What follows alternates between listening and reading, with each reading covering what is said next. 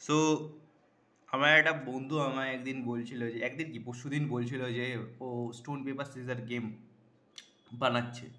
তো stone paper scissor গেমে কি হচ্ছে ব্যাপারটা, তো ওকে ম্যাথ ডট র্যান্ডম বলে একটা ফাংশন দেয়, যেটা ফ্র্যাকশন হিসেবে ফ্র্যাকশন রিটার্ন করে। বাট আমি দেখতে চাইছিলাম যে আমি যদি ওকে 3 দিয়ে মাল্টিপ্লাই করি, ও বেশিরভাগ একের দুইয়ের বেশি হয় না দুইয়ের চেয়ে কম হয়, এটা দেখার জন্য।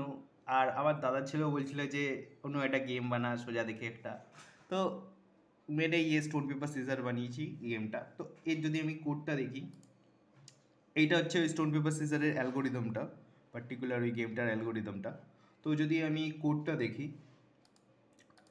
এইটা হচ্ছে এইচটিএমএল এর পার্টটা, এইটা হচ্ছে সিএসএস, এইগুলো হচ্ছে ইমেজেস, আর এইটা হচ্ছে গিয়ে ওই পার্টিকুলার।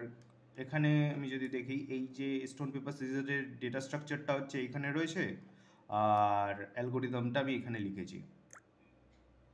তো প্রিটি বোরিং স্টাফ। যদি আমি গেমে যাই, তো এখানে আমাকে কাউকে একটা চুজ করতে হবে। সাপোজ আমি স্টোনটাকে চুজ করলাম, এর রেসপেক্টে কম্পিউটার খেলছে, যদি স্টোনের রেসপেক্টে সিজার আসে তো ইউ উইন দ্য গেম। তো এখানে যদি আমি পেপার, তো পেপারের রেসপেক্টে কে এসছে, পেপারে computer choose, computer win, you choose paper and computer choose scissor. तो कंप्यूटर एखाने जीते जाच्छे। तो ये गेम मैं लाइव कर दूंगा, अगर जिसको जिसको खेलना है वो खेल सकता है आराम से।